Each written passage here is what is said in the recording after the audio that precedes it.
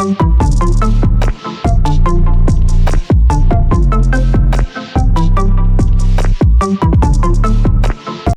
when you were growing up, what would it have taken for people not to have known that we were going to the moon?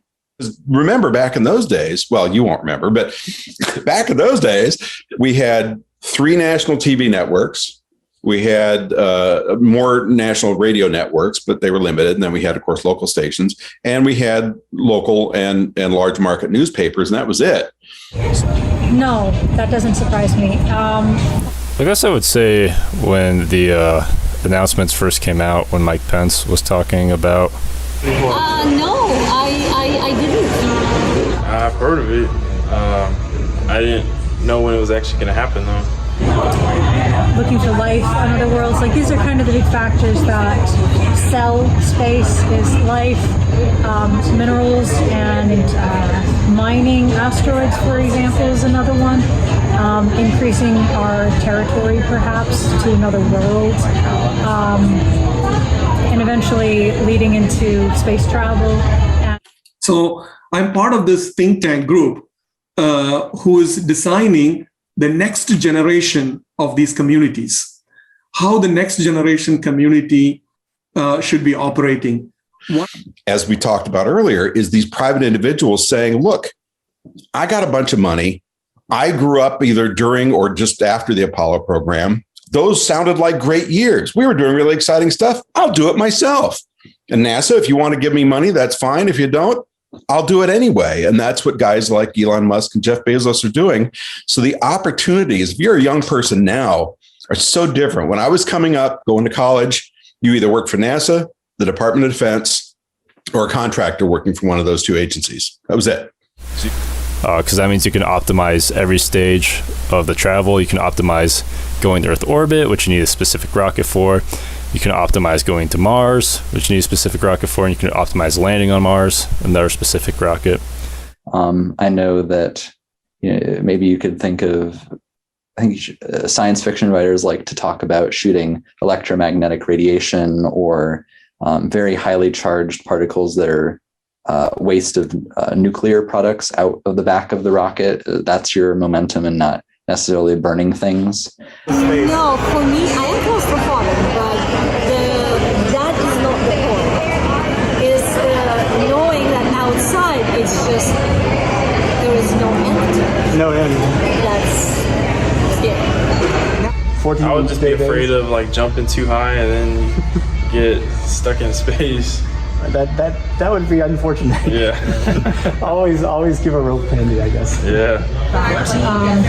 Developing lunar colonies, studying Mars, going and get samples, bringing them back, mining asteroids, developing potential way stations, and getting people more involved into what is supposedly a push for our future. Now, if you take a drug for cholesterol, it has a tendency to reduce the activities of liver, which means your blood sugar is going to go high.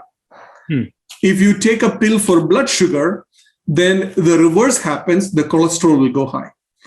And if you take a pill for high blood pressure, then it impacts the liver and kidney, and it produces different symptoms, right? And the refinements that Musk alone has made in some of those areas, like methane-fueled rocket engines that are truly reusable, spacecraft that are truly reusable.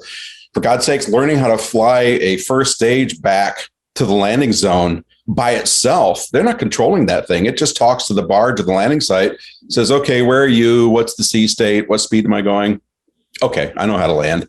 That's incredible when you think about it. And these things are important. We don't really know how long civilization's going to last on Earth.